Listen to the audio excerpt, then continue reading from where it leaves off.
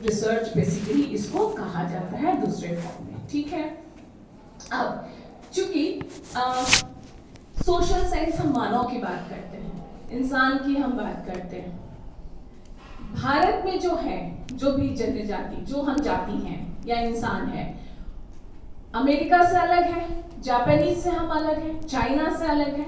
तो ऑब्वियसली उस देश के जो रिसर्च होंगे, हम वहां से प्रभावित तो हो सकते हैं, हम उसका थोड़ा अंश ले सकते हैं, लेकिन पूरा का पूरा वो रिसर्च हमारे ऊपर काम नहीं करेगा। करेक्ट। जैसे पोल पे, नॉर्थ पोल पे जो लोग रहते हैं ठंडी में, उनका रहने का जो है, मान लीजिए उनको कोई प्रॉब्लम क्रिएट, उनको कोई हाथ की जो बीमारी हो गई, मान लीजिए कि ठंडी में जो स्किन प्रॉब्लम हो गया, सेम स्किन प्रॉब्लम हमें तो नहीं होगा, क्योंकि वो एक्सट्रीम कंडीशन में रहते हैं, हम मॉडरेट कंडीशन में रहते हैं। करेक्ट। लेकिन जो मेडिसिन वो यूज करते हैं, उसके कंपोजिशन हमें पता है कि एक्सट्रीम कंडीशन पे अगर इस मेडिसिन को हम यूज कर सकते हैं, मॉडरेट कंडीशन पे उसके कंपोजिशन को थोड़ा मॉडिफाई करके हम यूज कर सकते हैं। मतलब इन्फ्लुएंस लिया, इन्फ्लुएंस हुए ना, हम उससे प्रभावित हुए, लेकिन टोटली वहां का हमने अपने ऊपर यूज नहीं किया। इसीलिए इसका जो सामान्यीकरण का जो है वो इससे थोड़ा कम हो जाता है। सामान्यीकरण का स्तर ये कहां तक हो जाएगा?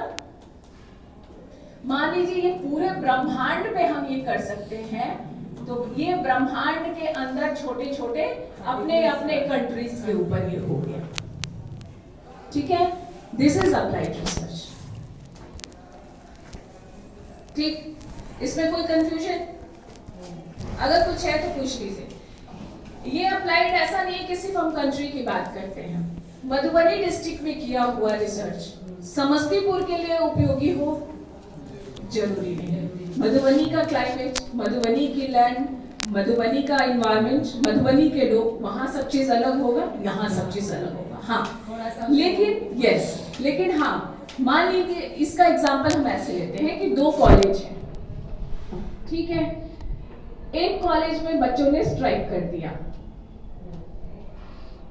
प्रिंसिपल ने उसको समझाया और मतलब समझाया, प्रिंसिपल ने बात की और वहां पे ठीक है मैटर शॉर्ट आउट हो गया।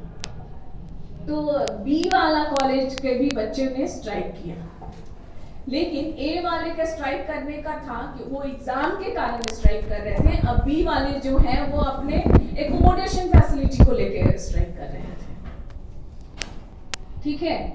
ए वाले का तो मैटर सॉल्व हो गया, बी का प्रिंसिपल सोचा बढ़िया है, ए वाला तो अपना मैटर सॉल्व कर लिया था, उसी चीज को लेके हम बी पे अप्लाई कर देते हैं। क्या कभी ये प्रॉब्लम सॉल्व होगा? नहीं।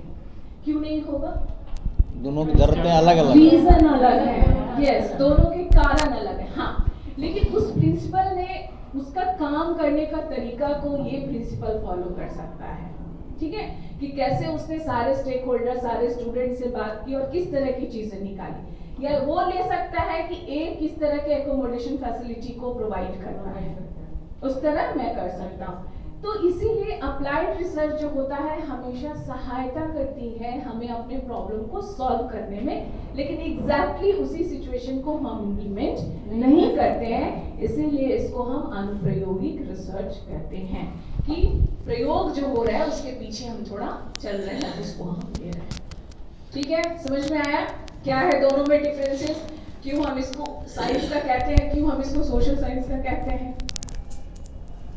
Okay, now third one is action research, जो हमारे अभी काम का है। ये सारी रिसर्चेस होने में बहुत लंबा टाइम लगता है, जादू की छड़ी नहीं है कि घुमाई और हो गया। अप्लाइड रिसर्च भी एक लंबे, समझिए कि इसमें बहुत, और भी अगर इसमें रिसर्च में आप आगे बढ़ेंगे ना तो बहुत तरीके के होते हैं। डिस्क्रिप्टिव होता है, सर्वे होता है, क्वालिटी अभी मैं बता दूंगी। तो ये बहुत सारे रिसर्चेस होते हैं, तो वो अप्लाइड रिसर्च का हिस्सा होता है। डिस्क्रिप्टिव या सर्वे इस टाइप के जो होते हैं ना, वो अप्लाइड रिसर्च होते हैं।